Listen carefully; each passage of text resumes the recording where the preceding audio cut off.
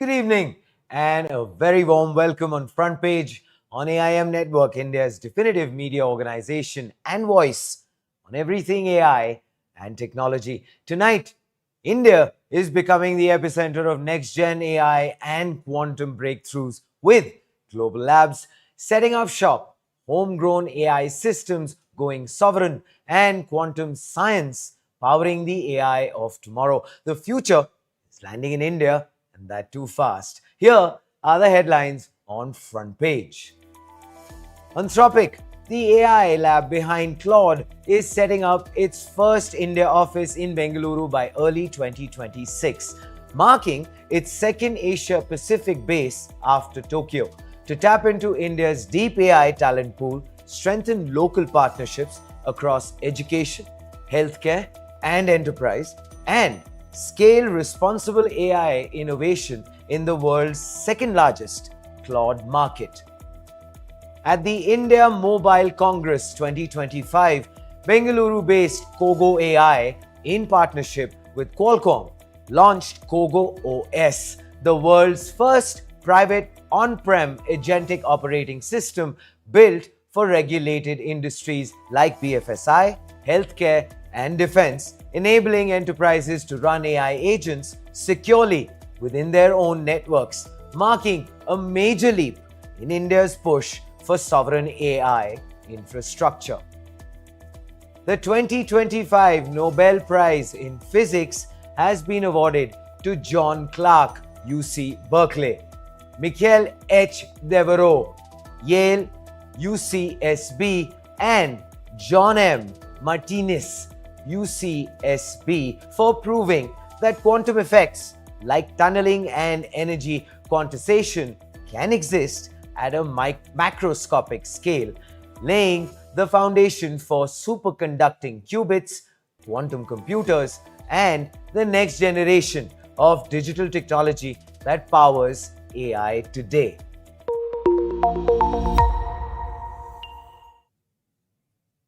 Just months after naming Indian origin engineer Rahul Patil as its global CTO, Anthropic, the AI lab behind Claude, has officially announced its expansion to India. And the timing is, well, symbolic. India is now Claude's second largest market, right behind the United States and the nerve center of the world's developer economy. While the exact location of the new Bengaluru office remains undisclosed, the company confirmed that operations will begin in early 2026, marking Anthropic's second Asia-Pacific base after Tokyo. India is compelling because of the scale of its technical talent and the government's commitment to ensuring AI benefits reach all areas of society, end quote. This was said by Dario Omede, who is, of course, Anthropic's co-founder and CEO, who will be visiting India briefly, meeting policymakers and enterprise leaders. Anthropic plans to anchor its India presence around three key pillars: empowering startups to build globally competitive AI solutions, deploying AI for public good in education, healthcare, and agriculture, partnering with enterprises and nonprofits for responsible AI innovation. This expansion also underscores India's growing influence in the global AI order, where Bengaluru is fast becoming the command center for frontier AI deployment. Anthropic says India ranks number 2 worldwide in cloud usage, with an unusually high concentration in coding, debugging, and UI design workflows. Enterprises like Cred and Emergent are already embedding Claude into developer platforms, accelerating what the company calls vibe coding, software built through natural language. Though through Amazon Bedrock, Google Vertex AI, and its own Claude API, Anthropic is giving Indian companies and developers direct access to frontier AI safely and at scale.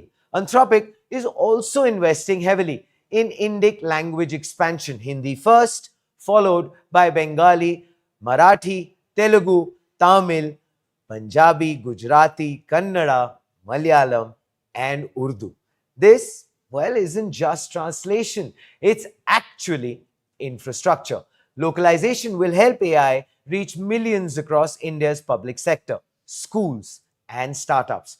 The company also confirmed plans to work with government organizations and social enterprises to apply Claude's reasoning and analytical capabilities for healthcare, analytics, education access, and agricultural efficiency. Anthropic's new CTO, Rahul Patil, is an alumnus of PES University, Bengaluru, and one of India's most prominent AI engineers globally, having led infrastructure at Stripe, AWS, Oracle, and Microsoft. As reported earlier on Front Page, Patil now oversees Anthropic's global engineering, including inference, product, infrastructure, and security, as the company races to meet surging global demand. Anthropic's valuation has already touched $183 billion dollars with over 300,000 business customers and a $1 billion annual run rate, making it one of the fastest growing AI labs in history. Anthropic's arrival in India comes just as OpenAI prepares its first office in New Delhi, and Google DeepMind doubles down on research collaborations in the country. But Anthropic's approach stands out. It's not just expanding for market share, it's actually embedding itself into India's AI future. The Bengaluru announcement also coincides with Anthropic's growing participation in India's national AI mission, helping the country build safe, interpretable, and steerable AI systems that align with global governance frameworks. This isn't just another global office announcement, it's actually a signal that Bengaluru is now the new global ground zero for responsible AI. Claude is coming home to the country that built some of the world's best engineers, the very talent shaping Anthropic's infrastructure today. And if India is where the next wave of safe, democratized AI begins, Anthropic just made sure it'll be part of that story from day one.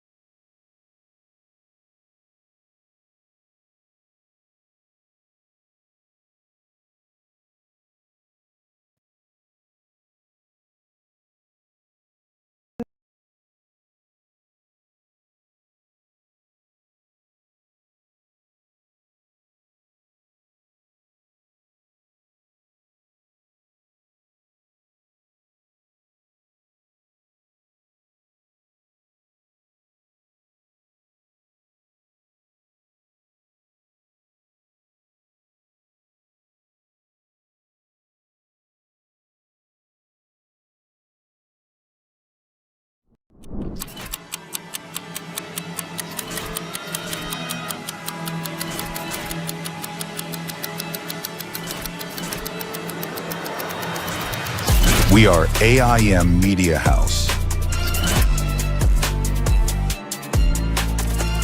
Born in Nama, Bengaluru. Built for the world. We make tech make sense. We tell stories that matter.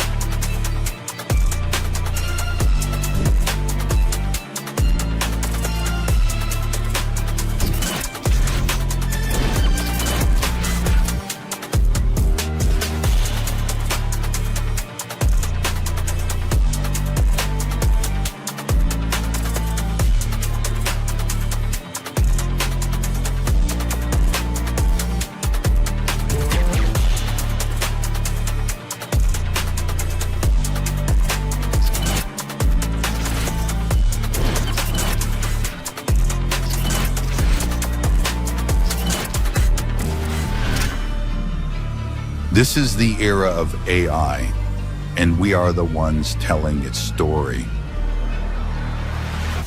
Think AI, think AIM.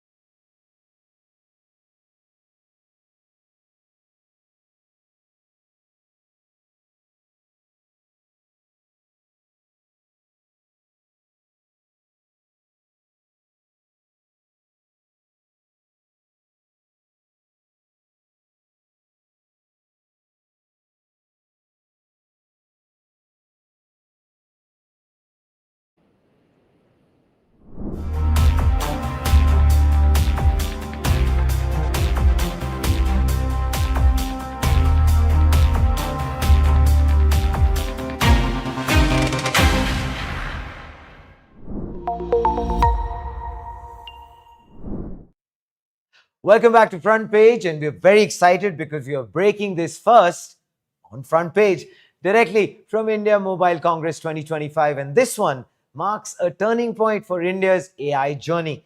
Over the last 4 days, Asia's largest telecom, media, and technology event has turned New Delhi into the capital of global digital ambition.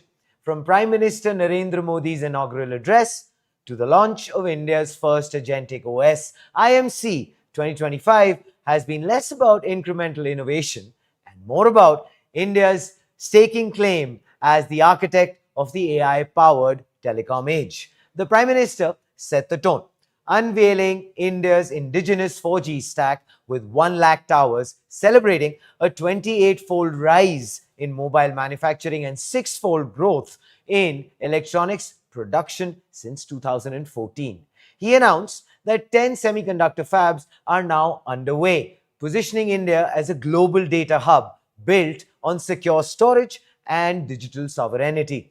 The new Telecommunications Act was spotlighted as the backbone for faster approvals, cybersecurity mandates, and AI driven network governance, marking the next phase of India's digital reforms. Union Minister Jyotiraditya Scindia then delivered the vision statement.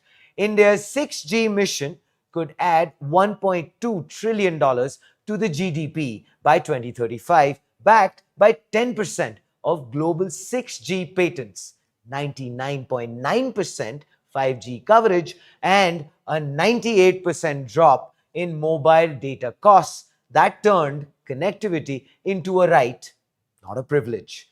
Under his leadership, the Bharat 6G Alliance signed MOUs with NASCOM and the European Space Agency, releasing 4 technical white papers on spectrum, AI network evolution, energy efficient telecom, and 6G security, mapping the architecture of the next wireless decade. In the exhibition hall, over 400 participants from 150 countries showcased breakthroughs in AI native 5G networks, edge compute, satellite internet, quantum communication, semiconductors in telecom, optical networks, and fraud risk management systems. Reliance Jio's Akash Ambani hailed India's leadership in digital infrastructure, while Airtel's Gopal Vittal cautioned that the next challenge after connectivity is trust and data integrity, calling for smarter regulation and AI based fraud detection. METI, meanwhile, opened applications for the Electronics Component Manufacturing Scheme, ECMS, fast tracking the hardware backbone for India's AI and telecom stack. Even the International 6G Symposium, inaugurated by Scindia and Telecom Secretary Dr. Neeraj Mittal, became a diplomatic moment, uniting academia, startups, and policymakers across continents to shape open standards, satellite enabled 6G use cases, and affordable adoption models for the global south.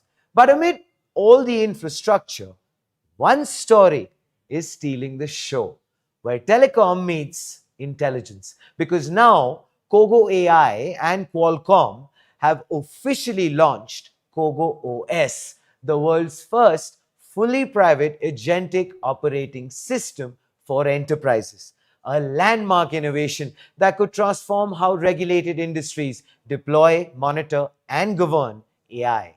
This isn't just another product unveiling. No, it's actually the perfect finale to IMC 2025, where India didn't just talk about networks, chips, or spectrum, but officially entered the era of autonomous, private, and secure AI infrastructure. This moment didn't appear overnight. Back in April 2025, KOGO AI, a pioneer in agentic AI infrastructure, and Qualcomm Technologies, the global leader in edge and inference compute, announced their strategic collaboration to co develop a private AI stack built for secure, compliant, high performance deployments. That partnership laid the groundwork.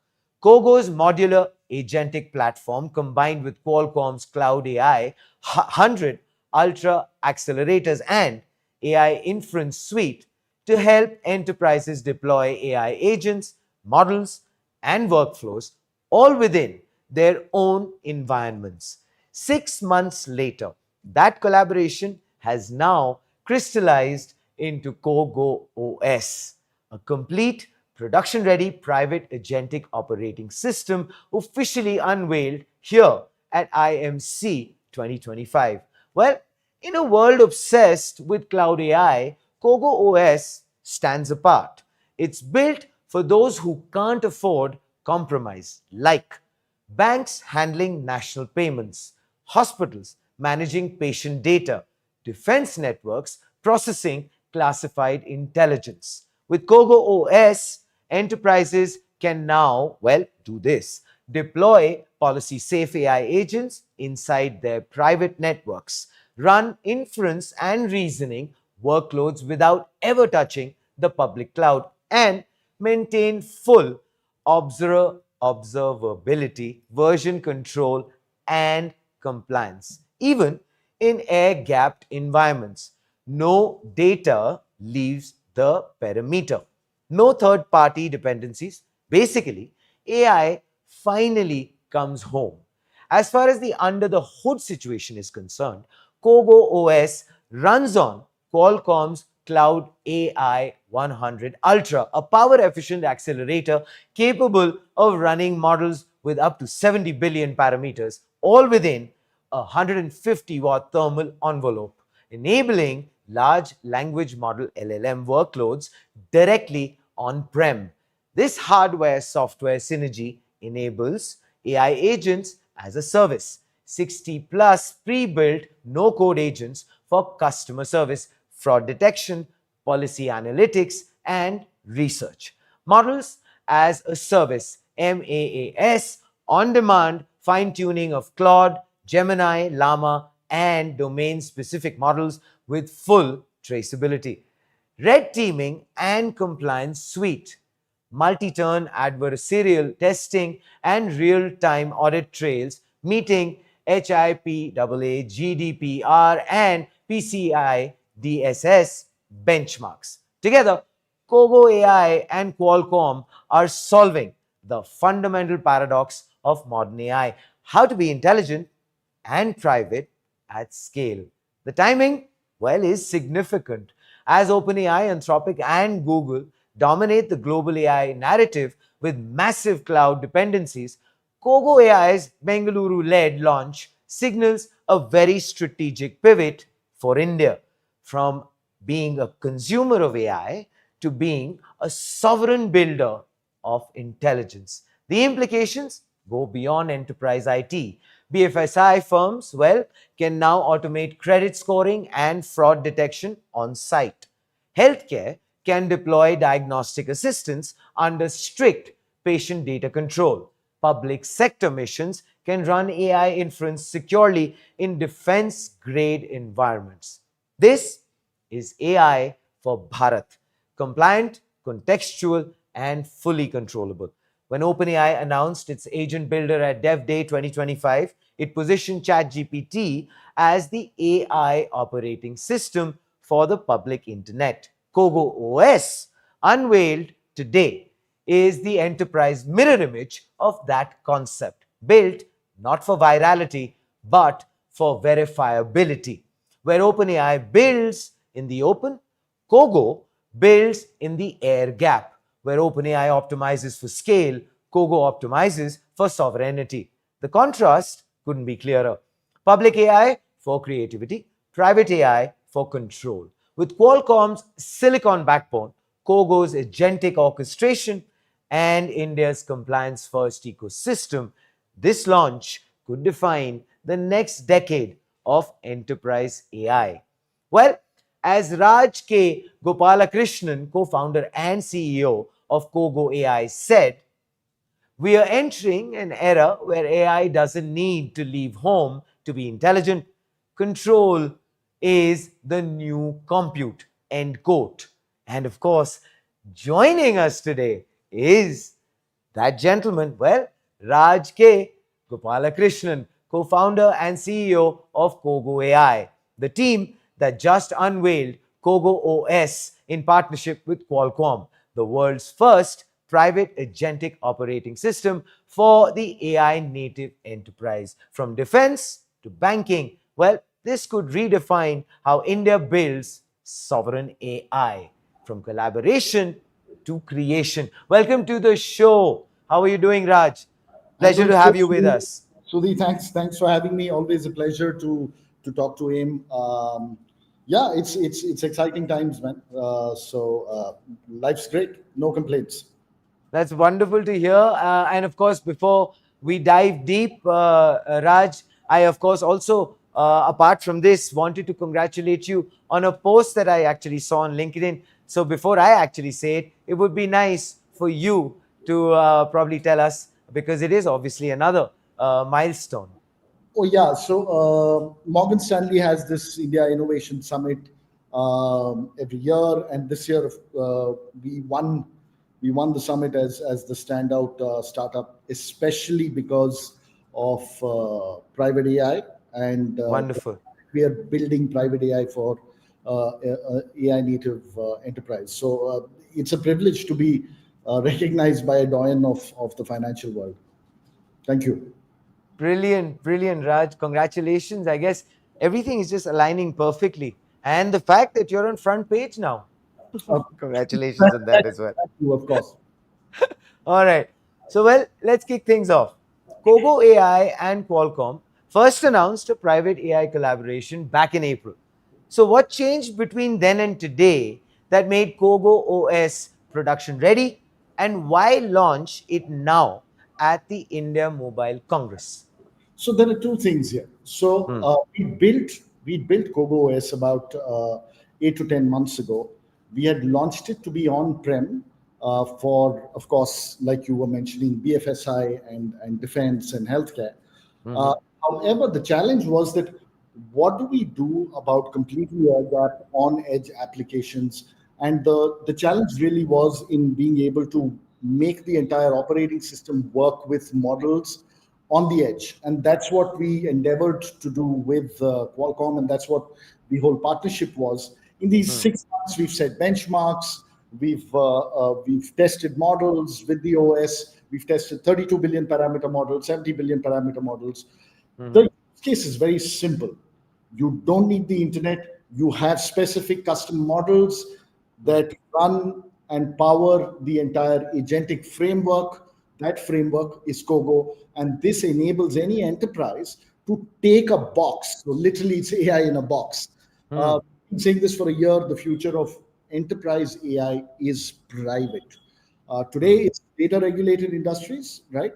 BFSI, healthcare, defense, of course, is as sovereign as it gets. But Mhm. apart from this, the fact is that as we move into the future, even manufacturing companies, even other enterprises will start wanting to keep their data more secure, right? Sure.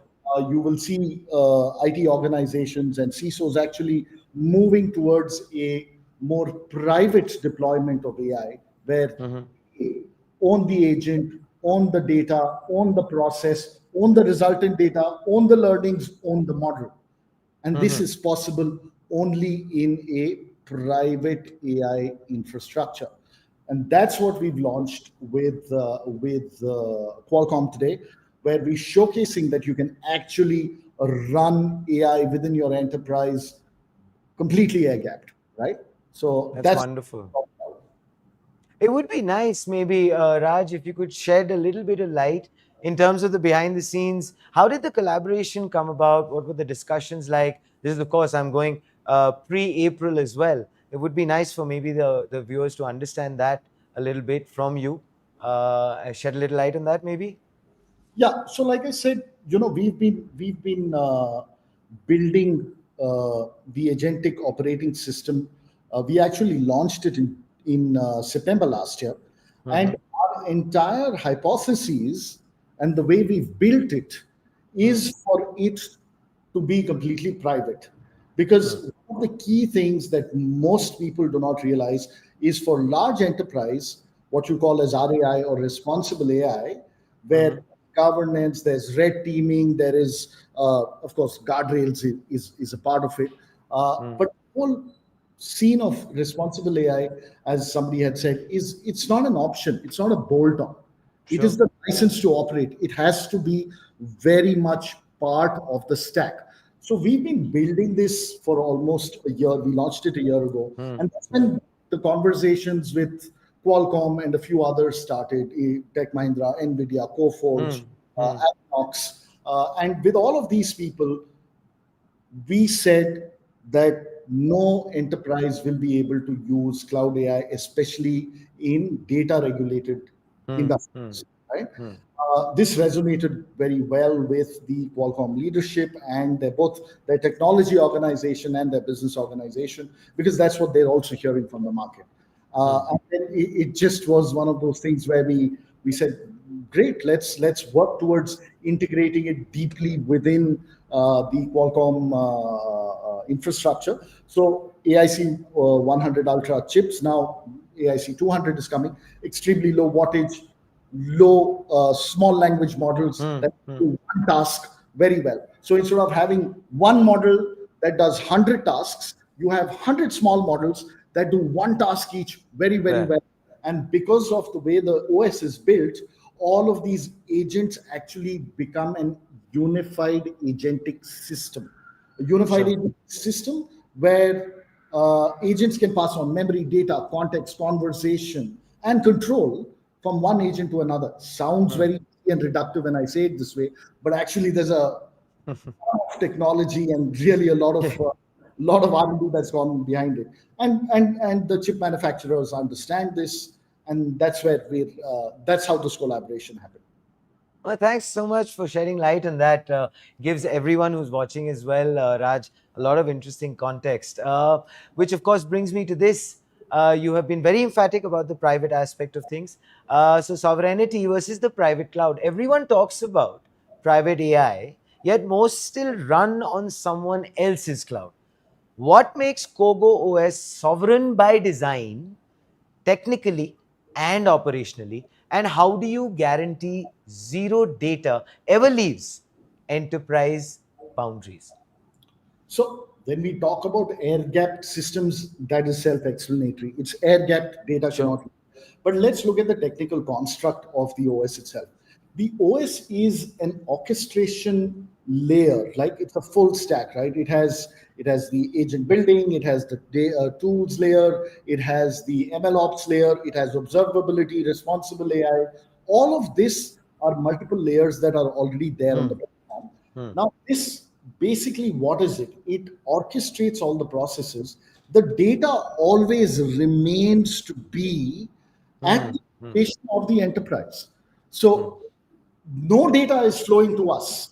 It is flowing to the on-prem platform. So even if it's on a virtual private cloud, it stays within the confines and the silos of where the data actually exists. And this is the unifier of those silos. So the data really doesn't flow out from the system.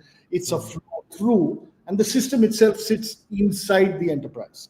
So whether it is on edge, air gap, or a virtual private cloud, or a hybrid infrastructure, from our platform, there is no out to the data except back into the enterprise system. Okay. Okay, fair enough. Which actually brings me to this aspect, Raj, which is the advantage. So, how does running on Qualcomm's Cloud AI 100 Ultra and Inference Suite change the economics and energy profile of enterprise AI? Are we finally seeing inference at the edge outperform the public cloud model? By 60% at the very least over a 3-year period. Oh, That's the wow. deep benchmarking that we've done with Qualcomm. And the interesting thing is, we're not paying for tokens anymore. See, there are two, three. There are. It's actually it's quite crazy. Today, any agentic platform, and I say this with these air quotes, really does multiple workflows by sending everything to an LLM, right? As Right. though as though tokens are free, right? And then the enterprise wakes up one morning and looks at $100,000 bill for a month, right? Now, it's not just about going private. If you want, so there are two things. One is ownership is the advantage. If you want advantage as an AI native organization, ownership is the advantage. That's what something like a Qualcomm gives you. The second is ownership does not mean you have to pay an extra price for it.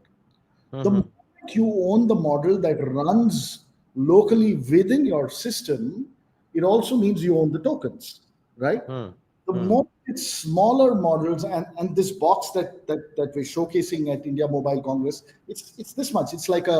Um, it's like a desktop printer, right? That's the size of it. That's it. You could have 5 such boxes, and you don't need liquid cooling, you don't need server rooms, you don't need all of that, right? So your total cost of management, ownership, all of these aspects are extremely low, which means that the cost of the token is really the cost of the electricity of the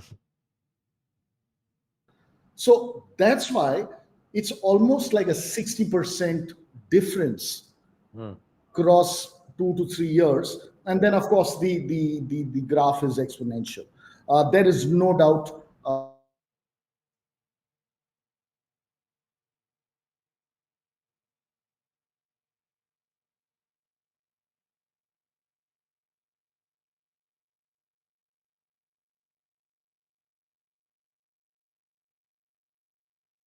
Sure.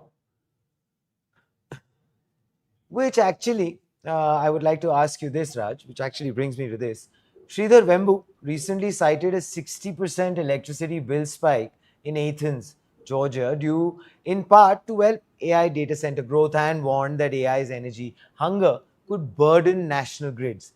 Given that Kogo OS runs on Qualcomm's inference accelerators, how does your architecture address that challenge? In your view, can on-prem agentic AI with Qualcomm truly reduce overall energy consumption, especially versus cloud-based inference? And under what conditions? That's not, this is not an easy question to answer. At a very granular unit level, the fact that you don't need a massive data center, right? And AI in a box can do one small part of your process, right? Let's look at a mid-size to a large-size enterprise. Say they have 100 processes. Uh, every process has say 200 steps, and every 10 steps are homogeneous in the sense that a small language model can sort it out, right? By that arithmetic, you need about 80 to 90 boxes, right? Now, you already spoke about the power consumption of these boxes. I mean, it's literally just, it's like a home appliance. As opposed to a large data center that would use a singular large language model that requires a huge amount of compute, right? So On edge compute, there are a lot of use cases where the data is not needed on the internet, it's batch processing based, and it is not real time critical, right? All of that, and which is mostly middle and back office. It's about 70% of all enterprise workflows. Those actually can run on private systems, whether it's NPUs or GPUs, it doesn't matter. You'll be able to run smaller models with a decent amount of compute, and the cost parameters of that would be way lower, and the energy consumption would be way lower. I mean, Okay. let's say you have 20 large server machines. You need liquid cooling, you need infrastructure, dev ops. There's a lot of stuff around it, right? Of course, electricity consumption that happens with all the infrastructure that comes with it. You could literally keep this in a room. Maybe you're doing finance operations, and it could be sitting in your finance department. I mean, you could get Wow. to be reductive. You could get a almari and keep them inside there with a going in. It's just as simple as that. So it will definitely bring costs down from an electricity consumption point of view. And Qualcomm's AIC hundreds are, you were talking about it earlier, Yeah. extremely energy efficient, Okay. extremely energy efficient. So both those aspects, as you say, you've quantified it, will bring down the energy cost in a big way. India actually is now also talking about, Raj, sovereign AI compute, building its own secure, energy efficient infrastructure rather than renting it from hyperscalers. With Kogo OS running privately on Qualcomm's AI hardware, do you see this as India's first real step toward building sovereign AI compute?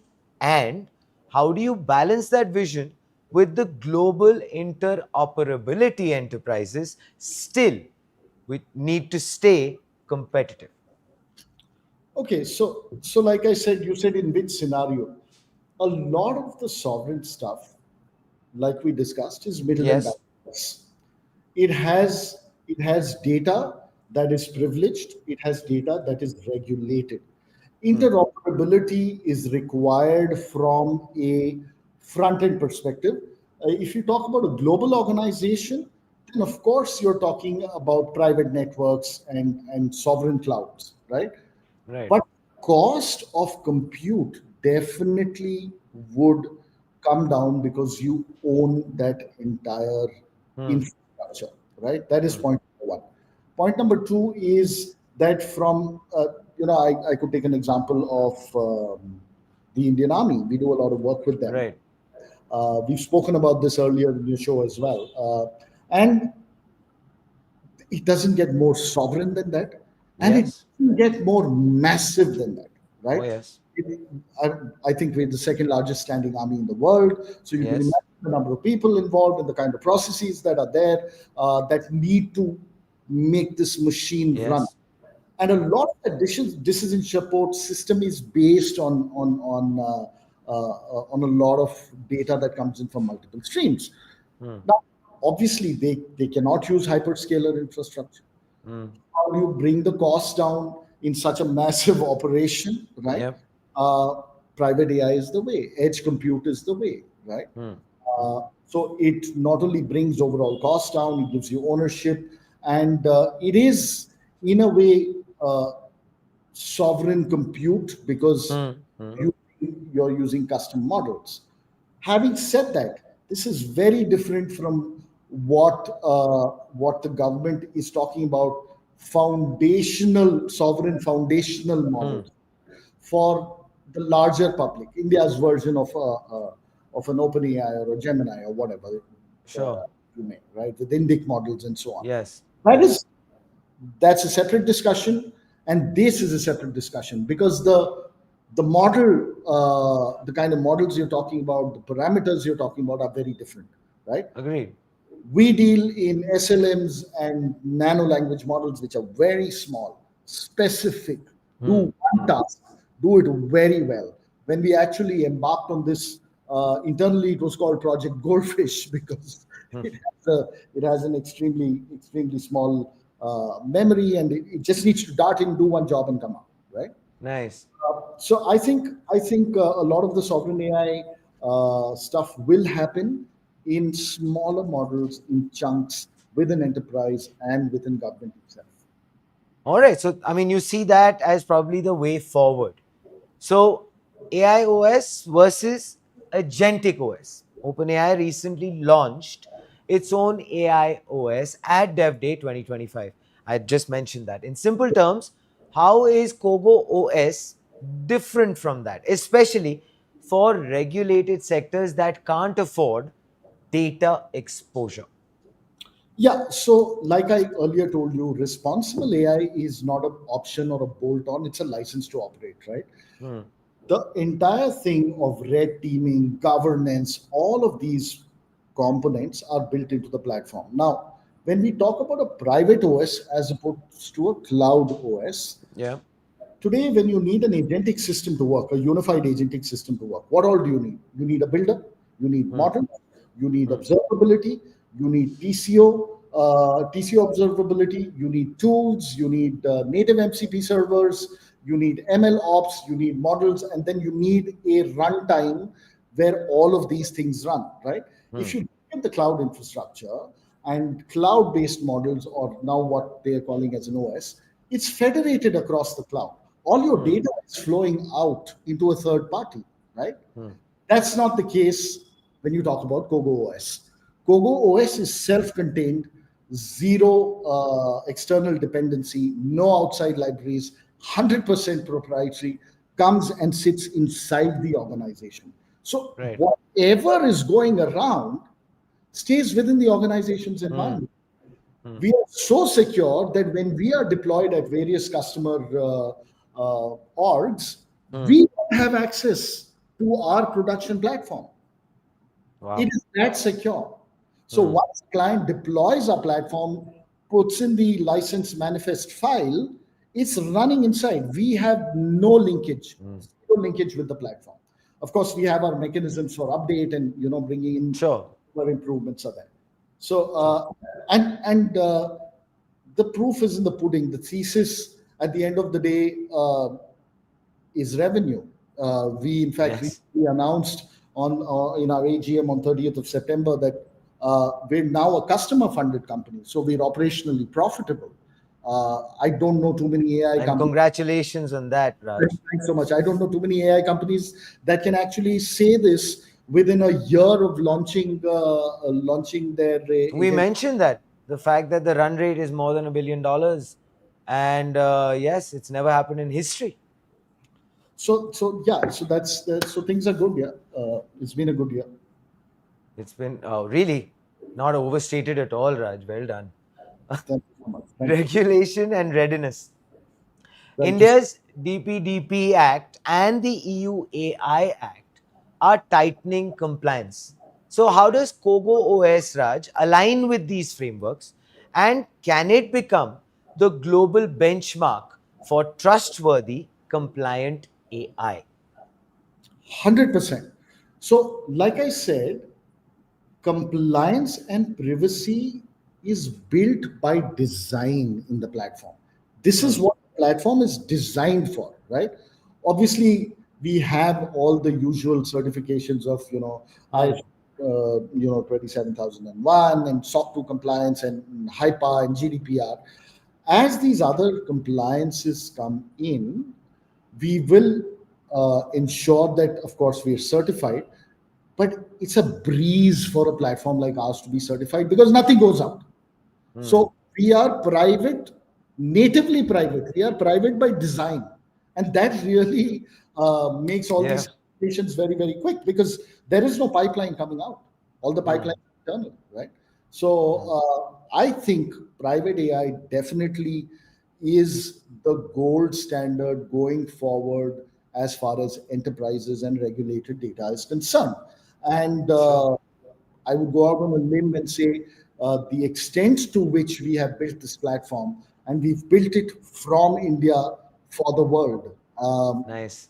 Currently, we I think our closest or adjacent, I would say, companies that are doing what we're doing are maybe we have a 8 to 10 month clear lead over them, and we're continuing to actually innovate. So we have our research lab based out of Kochi with our chief scientist and a bunch of guys there. Their job is to just see how we can make it faster, better, stronger, smaller, leaner, cheaper, and keep it private all the time. So that is what our goal is. Our goal is to build the AI native autonomous organization of the future, and that's where we headed. Raj, before I actually move on to the future of enterprise autonomy, I just want you to please repeat that once again. It just had a wonderful ring to it. Built in India for the globe. Did I get it right? And I would love for you to say it with that emotion that you just said it with.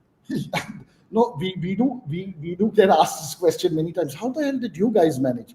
I mean, India is great at building applications and application layers. Right. So we've actually built it in India with teams based out of India for the world, and our customers and our businesses equally divided between the Western and the Eastern world. And that is testament to the fact that private AI is actually the way to go. If your data is regulated, if you need to keep everything private, this is the way to go. Kogo OS gets you there, and mind you, we're a D1 platform, right? When we've built it in India for the rest of the world, it's also it requires. It doesn't require too much preparation, code, etc., etc. The entire platform gets deployed within a couple of hours, and immediately we already have multiple systems that we built with different subject matter experts like accounts payable, processing, property tax validation, etc., which are already part of the system. So enterprises can either use, so we have something called an agent store, which means that every enterprise has a private agentic store, right? Which is part of, when we say full stack, that's the runtime layer. So we have existing agentic systems which they just need to connect to their enterprise systems across the board, maybe on SAP and Workday and so on, and just begin. They can just start using it, or they can build custom agentic systems. Something which would normally take 6 months. Yes. We built stuff which takes maybe 8 hours, 2 days. Nice. Literally, that's the kind of timeline we're talking about. So Nice. yeah, built in India for the world. Thank you so much for saying that again, because every time you say it, brings a lovely little smile on my face, and I'm sure it does as well on yours. Talking Absolutely. about the future now, where does Kogo go from here? Do you see every large Indian enterprise running its own sovereign AI stack in the next few years, Raj? And what will that mean for global cloud giants? So they are not mutually exclusive. It depends on the kind of enterprise, not just an Indian enterprise, but an enterprise anywhere. It depends on the kind of process, regulation, compliance, and data that you have, right? Obviously, the hyperscalers and the OpenAI will work for a certain kind of industry and on the consumer level at large, right? We are not consumer AI. We are hardcore enterprise AI. So it really depends on the enterprise. Where you talk about financial services, PII being there, health services, insurance, defense, some elements of very high confidential manufacturing, right? Yes. Where IP is there. Anywhere where IP information, PII process has to be protected or is regulated or has to be compliant will have no choice but to go private if they want to be an AI native organization. And make no mistake, the competitor of the future for every enterprise is another enterprise that is AI native. Right. If you don't go AI native, you will lose out. Right. So the future is private for enterprise in such cases. And like I said, they're not mutually exclusive, right? Yeah. There are also enough overlaps where there will be a hybrid uh, uh, hybrid sort of setup. Version to it. Yeah. Yeah, so we've already seen that in some deployments where a certain part of the enterprise is private and the other part is Yes. is on public cloud because it doesn't matter, right? Mm. Mm. So, but the governing point, Sudhi, is going to be TCO, Right. total cost of ownership for enterprise, whether it's hybrid or private, completely Mm. private or hybrid, Hmm. and of course, depending on the use case, the cost has to be extremely low. Yes. Benchmark is to get a minimum of 30 to 40% upside on cost. That's where we Correct. are starting, right? Mm. So as we go forward, models become better, compute power becomes more, everything gets quantized, smaller. You will see more private AI adoption. And like you were talking about legislation, that's also going to push Yes. a lot of enterprises into that bucket where they Mm. have Mm. to be private. So the upsides are quite a bit. There's a huge saving as far as energy costs and all of those factors are concerned. And more importantly, and finally, Raj, like you have constantly talked about it, that is the future in terms of your data is absolutely secure and it's yours and it's private AI, which is the way forward. Finally, Raj, I would like for you on this very momentous day, uh, once again, congratulate you and also request you for a message that you'd probably like to give to everyone. Aspect of the fact that yes, Made in India is a wonderful reality and it is the way forward. And you, of course, have mentioned it. I will mention it again on your behalf. Made in India for the world. That is what Kogo OS is. And of course, now I hand it over to you for your message. So before my closing comments, Sudhi, I just want to say one thing. It's Sure. not just about data privacy, right? Hmm. It's about the intelligence of the organization.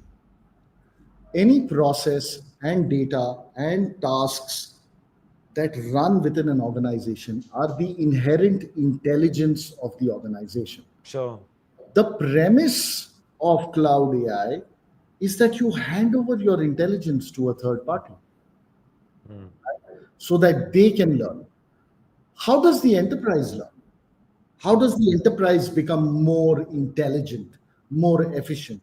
Private AI's probably biggest benefit that is not a stated benefit is that it compounds the intelligence of the organization exponentially because now all the learnings stay within Yeah. the organization and it keeps getting better and smarter and wiser and so on, right? So that's something that I wanted to say. No, uh, that's a very poignant point for sure, Raj. yeah, so I think while the world is building foundational models with a certain amount of compute and all of that, uh, bigger, better, larger is not necessarily the answer. I think India has shown tremendous amount of ability in being able to solve very large problems Hmm. at a fraction of the cost, right? Hmm. You don't need to over engineer, right? I Yeah. mean, we sent we sent a shuttle to the moon at what 50 cost, right? Uh, Correct. and that really holds good for the entire AI orchestration and process layer. Hmm. You don't necessarily need to burn a hole in your pocket. I Hmm. think you will find that India will continue to build bigger, better systems that are leaner, cheaper, and really give that cost benefit. So I think the application of Gen AI is something that India is going to lead the world. Not on the foundational front. I still am very, very clear that that's Fair. a different skill set that the Western world has done. But what is the answer to it? Yeah. You don't have to walk in the same path that they Hmm. have. And Hmm. that's why we keep talking about small language models, smaller models, quantized doing one task. You don't need one behemoth to do everything. you Right. know. And that swarm, we call it a swarm of intelligence. That swarm of intelligence is what will get low cost, and I think India is going to lead the way over there. And we have great guys like, I mean, Sridhar has shown how Oh, yes. a multi-billion-dollar corporation can be built literally without having all the trappings that the world expects you to have from Yes. technology company point of view. So I Yes. India will lead the way in efficient private AI, and we are very much on the forefront of that with Kogo OS. It's just so encouraging and wonderful as always, Raj, speaking with you. And yes, I just wish that, and we all do at AIM Network, that the growth is only brilliant moving forward, onwards and upwards to you, Raj, and your team. And thank you again for being on the show and sharing such wonderful insights as far as this story goes. Thank you again. My pleasure. Thanks for having me, Sudhir. Well, India's AI story just went sovereign, as we have just discussed at length. The Kogo OS launch marks the arrival of an entirely new category, private agentic infrastructure, a system where every model, every agent, every inference stays within enterprise walls. From Bengaluru to the world, this is the next leap. AI that serves securely, locally, and responsibly. Please do let us know what you think in the comments below.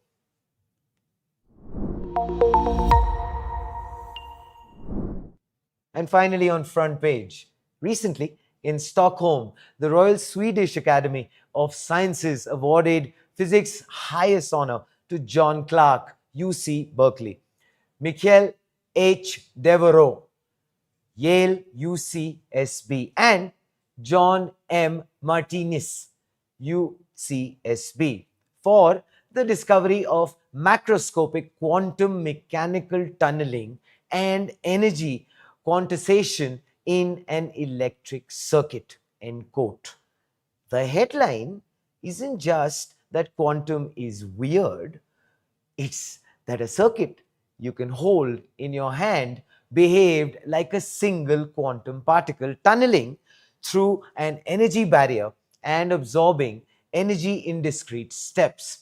That single leap turned a century of theory into engineering and set the stage for the next generation of digital technology. In 1984-85, the trio built a superconducting circuit with a Josephson junction, two superconductors separated by a whisper thin insulator. Under ultra cold, ultra clean conditions, billions of electrons moved as one. Then came the shock. The entire circuit, stuck in a zero voltage state, escaped by quantum tunneling. The proof? A measurable voltage appeared on the other side of the barrier. They also observed energy quantization. The circuit only absorbed, emitted, fixed quanta of energy, just like electrons in atoms, but now at macroscopic scale. It's wonderful to celebrate the way century old quantum mechanics continually offers new surprises. It's also enormously useful. This was said by Ole Ericsson, chair, Nobel Committee for Physics. This wasn't a lab curiosity. It actually expanded quantum's domain from atoms to engineered devices and quietly became the blueprint for today's quantum stack. Superconducting qubits, the workhorse of many quantum computers, quantum sensors, ultra sensitive measurement and metrology, quantum cryptography, next gen security primitives, or as John Clark put it in his first reaction, I'm speaking on my cell phone, and one of the underlying reasons that the cell phone works is because of this work. End quote. Two of the laureates are deeply woven into modern quantum industry. John M. Martinez led Google's Quantum AI Lab until 2020 and helped deliver the 2019 quantum supremacy experiment. Michael H. Deveray serves as chief scientist, Google Quantum AI, while holding chairs at Yale and UCSB. It's actually the second straight year Nobel Science headlines intersect with Google's research orbit after DeepMind's 2024 chemistry win, underscoring how academic breakthroughs and industrial labs now co evolve. Clark, on hearing the news, said this, completely stunned. It had never occurred to me this might be the basis of a Nobel Prize, end quote. He credits the many days of discussions in Berkeley that made the physics click. None of this would have happened without the other two, end quote. Martinez, reflecting on impact. Thousands of scientists now work on quantum computing and superconducting qubits because of those early experiments. That's the real legacy. And on what's next? Here it is. Building a quantum computer is harder than most think. It's a systems engineering and manufacturing problem now. End quote. It redraws the boundary of quantum, not just atoms and photons. Engineered circuits can show quantum behavior when designed right. It turns physics into product roadmaps, from potential wells and tunneling rates to fabrication yields, error rates, cryogenics, and microwave control. This is applied physics meeting semiconductor class engineering. It underpins AI's future compute. Quantum won't replace classical overnight, but for combinatorial optimization, chemistry, materials, and sensing, it opens paths classic silicon struggles with, including climate modeling and drug discovery timelines that today's computers can't touch. Clark, Devoret, Martinez, they didn't just confirm a theory, they handed engineers a playbook. From a handheld circuit that tunneled through an invisible wall to the chips now pushing the edge of computation, this Nobel is the bridge between mystery and machine, equation and engine. Please let us know what you think in the comments below. And well, with that, it's time to say goodbye from Front Page on AIM Network, India's definitive media organization and voice on everything AI and technology. Well, Front Page is brought to you by, well, MachineCon 2025, India's invite only residential summit for GCC heads. And this is exclusively brought to you by AIM Network. Well, till we meet again on Front Page, as always, think AI, think AIM.